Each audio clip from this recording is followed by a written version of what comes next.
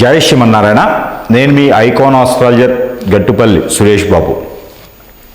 మనము ఇప్పుడు టాపిక్ ఏంటంటే ఏ విషయం గురించి మనం మాట్లాడదామంటే, ఇప్పుడు ఏవైతే మనకి ద్వాదశ రాశులు ఉన్నాయో ఈ యొక్క రాశులకి అలానే లగ్నాలు, ఇప్పుడు ఎలా అయితే మనకి ద్వాదశ రాశులు ఉన్నాయో అలానే లగ్నాలు కూడా ఉంటాయి.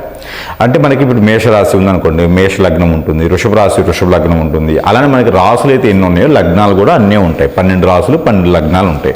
ఈ లగ్నాల పరిమాణం ఏంటో ఉండేది అంటే 1 గంట 21 నిమిషం ఉంటుంది. ఈ 1 గంట 20 నిమిషం ప్రతిరోజు ఉదయం బ్రాహ్మీ ముహూర్తం నుంచి మనకి సాయంత్రం వరకు నైట్ వరకు కూడా మళ్ళీ ఈ ఒక లగ్నాల పరిమాణం, ఒక లగ్నం అయిపోగానే ఇంకొక లగ్నం ఇంకొక లగ్నం ఇంకొక లగ్నం అలాగే మనకి ప్రతిరోజు కూడా ఈ 1 గంట 21 నిమిషానికి లగ్నం మారుతూ ఉంటుందన్నమాట. అయితే దానికి తగ్గట్టుగా మనకి ఆ రోజు తిథి నక్షత్రం ఏమున్నాయో దాన్ని బట్టి మనకి బాగుంటుందా లేదా అనేది ఉంటుంది. ఏ రోజైతే మనం జన్మిస్తామో ఆ రోజు ఉన్నటువంటి గ్రహస్థితి ప్రకారంగా, ఆ రోజు ఉన్నటువంటి నక్షత్ర ప్రకారంగా మనకి ఏ రాశి వస్తుంది అనేది ఉంటుంది. ఆ రాశిని బట్టి ఏ లగ్నం కూడా ఉంటుంది. ఆ లగ్నాన్ని బట్టి ఏ గోచారం అంటారు. మనం పుట్టినటువంటి తేదీ నక్షత్రం బట్టేసి ఆ రోజు మనకి ఏ నక్షత్రం ఉందో దాన్ని గోచారం అని కింద భావిస్తారు. ఈ గోచారంలో కనుక 12 స్థానాలు, 12 గడులు ఉంటాయి, 12 స్థానాలు అంటారు. ఆ 12 స్థానాల్లో 9 గ్రహాలు ఉంటాయి. ఛాయాగ్రహాలు పోల్చుకుంటే ఛాయాగ్రహాలు పక్కన పెడితే 9 గ్రహాలు మనం భాగిస్తాం. ఈ యొక్క సాంప్రదాయ ప్రకారంగా 9 గ్రహాలు ఏదైతే ఉందో ఈ 9 గ్రహాలు ఏ స్థానంలో ఉంటే వాటి వల్ల ఈ యొక్క రాశి వారికి, ఆ రాశిలో జన్మించిన వారికి, ఆ నక్షత్రం వారికి ఎలా ఉంటుంది, ఫ్యూచర్లో అంటే వచ్చేటువంటి రోజుల్లో ఎలా అవుతారు, నెక్స్ట్ జనరేషన్కి ఎలా ఉంటుందనేది మనం తెలుసుకోవచ్చు. అయితే దానికి భాగంగా కొన్ని దశలు, కొన్ని నక్షత్రాలు, అలానే ఆ నక్షత్రాల్లో మనం పుట్టినప్పుడు గోచార ప్రకారంగా ఏ గ్రహం ఏ స్థానంలో ఉంటే ఎలాంటి అదృష్టం వస్తుంది అనేది కూడా ఒక్కసారి మనం గమనించినట్టయితే కనుక, మనం ఎగ్జాక్ట్గా తీసుకున్నట్టయితే అంటే కొన్ని రాసులు మనం అయితే మనకి ఏ రోజు మనం పుడతామో ఆ రోజు మనకు ఒక నక్షత్రం ఉంటుంది. ఆ రోజు నక్షత్ర ప్రకారంగా మనకి రాశి రావడం అనేది జరుగుతుంది. అయితే మనకి గోచారం అనేది ఒకటి ఉంటుంది. మనం ఏ రోజు అయితే పుడతామో ఆ రోజు గోచారం అనేది తీస్తాం. అయితే మనకి ఉత్తరాషాఢ, శ్రవణ, ధనిష్ట ఈ 3 నక్షత్రాలు కూడా మనకి మకర రాశి రావడం జరుగుతూ ఉంది. మనం ఈ 3 నక్షత్రాల్లో ఏ నక్షత్రం పుట్టినట్టయితే మనకి మకర రాశి వస్తుంది. అలానే మకర లగ్నం కూడా ఉంటుంది. మకర లగ్నం పరిమాణం వచ్చేసి 1 గంట 21 నిమిషం ఉంటుంది. ప్రతిరోజు కూడా మకర లగ్నం అనేది వస్తుంది.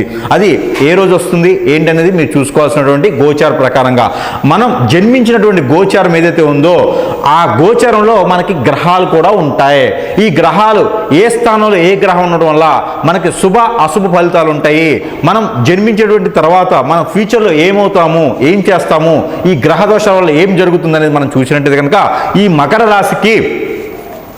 మకర రాశిలో పుట్టినటువంటి వాళ్ళకి, స్త్రీ పురుషులు ఇద్దరికి కూడాను వీళ్ళకి శని భగవాన్ యొక్క అశుభ దృష్టి ఎక్కువ కనిపిస్తూ ఉంటుంది. అలానే బుధ భగవాన్ యొక్క అశుభ దృష్టి ఎక్కువ కనిపిస్తూ ఉంటుంది.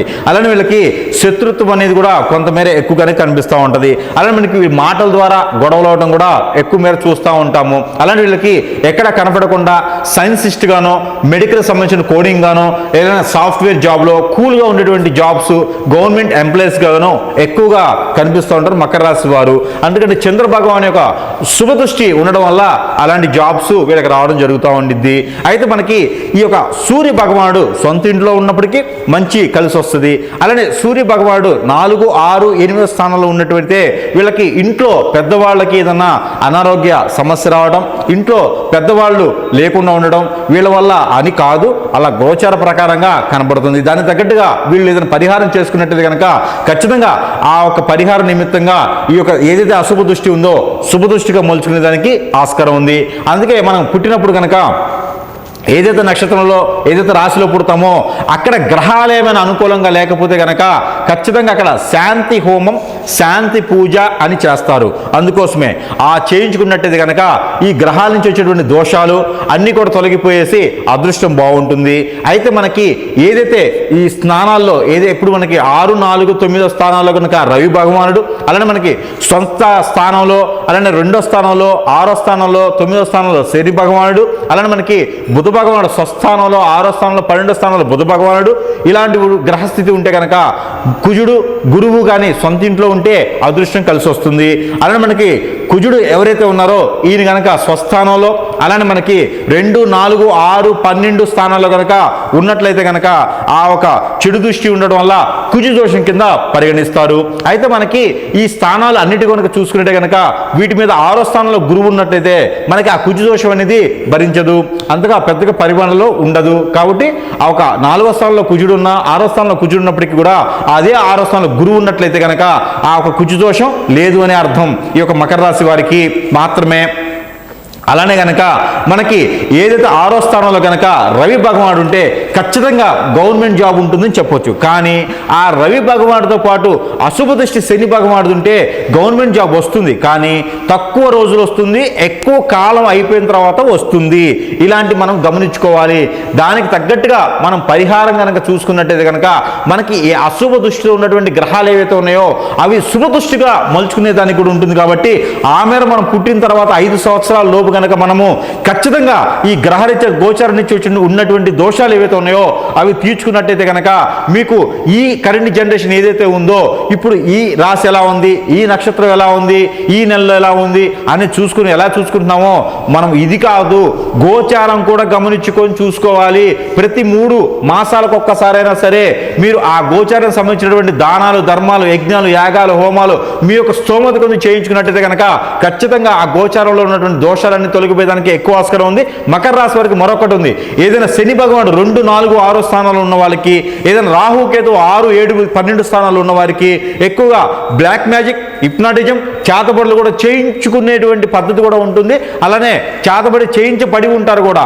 అందుకని చెప్పేసి వాళ్ళందరూ కూడా గోచార ప్రకారంగా కూడా దోషాలన్నిటికీ పరిహారం చేసుకున్నట్టయితే కనుక ఖచ్చితంగా మీకు అదృష్టం అనేది కలిసి వచ్చింది. కాబట్టి ఆ రకంగా మీకు గోచార ప్రకారంగా కూడా చూసుకున్నట్టయితే కనుక మీరు 3 మాసాలకు ఒక్కసారి చేయాల్సినటువంటి పరిహారాలు ఉన్నాయి. ఆ పరిహారాలు చేసుకున్నట్టయితే కనుక మీకు అదృష్టం కూడా బాగుంటుంది. కాబట్టి ఆ మార పరిహార నిమిత్తంగా మనం చూసినట్టయితే కనుక మీరు ప్రతి 3 మాసాలకు ఒకసారి అమావాస్యకి పౌర్ణమికి ముందు మీరు చేసినట్టయితే కనుక ఒక 5 నారికేళాలు, ఒక 5 జాజికాయలు, ఒక 5 పచ్చి అరటి పళ్ళు, పచ్చి అరటి కాయలు అంటారు, పచ్చి అరటికాయలు, అలానే మీకు ముల్లంగి అని ఉంటుందండి.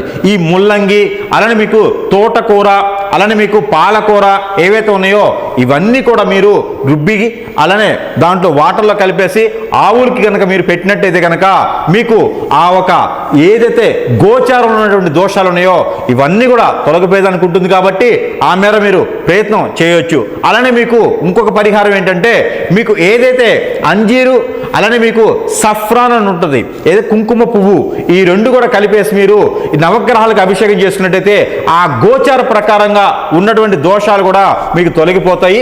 ఈ రోజు ఈ మాసంలో ఉన్నటువంటివి కాకుండా మనకి గోచార ప్రకారం కూడా చూస్తున్నట్టయితే సరైన సమయంలో పెళ్లిళ్ళు అవుతాయి, సరైన సమయంలో జీవితంలో ఎదుగుదల ఉంటుంది, సరైన సమయంలో ఫ్యామిలీని చూసుకోగలుగుతారు, చెడు సావాసాలు పట్టకుండా, చెడు దృష్టి లేకుండా, బెట్టింగులు కాయకుండా ఉండేదానికి ఆస్కారం ఎక్కువ ఉంటుంది.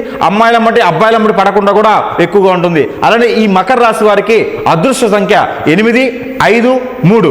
ఏదైతే ఈ అదృష్ట సంఖ్య ఉందో మీరు చేసేటువంటిది కానీ, చూసేటువంటిది కానీ, తీసుకునేటువంటిది దాంట్లో కూడా ఈ అదృష్ట సంఖ్య కూడా మీరు ఉపయోగించుకున్నట్టయితే కనుక అదృష్టం మీకు వశమవుతుంది. ఇది నేను చెప్పినటువంటి పరిహారాలు, నేను చెప్పినటువంటి నెంబరు మీకు జీవితకాలం పనిచేస్తాయి. ఈ మేర ప్రయత్నం చేసి అందరూ అదృష్టవంతులు అవ్వండి. జై శ్రీమన్నారాయణ.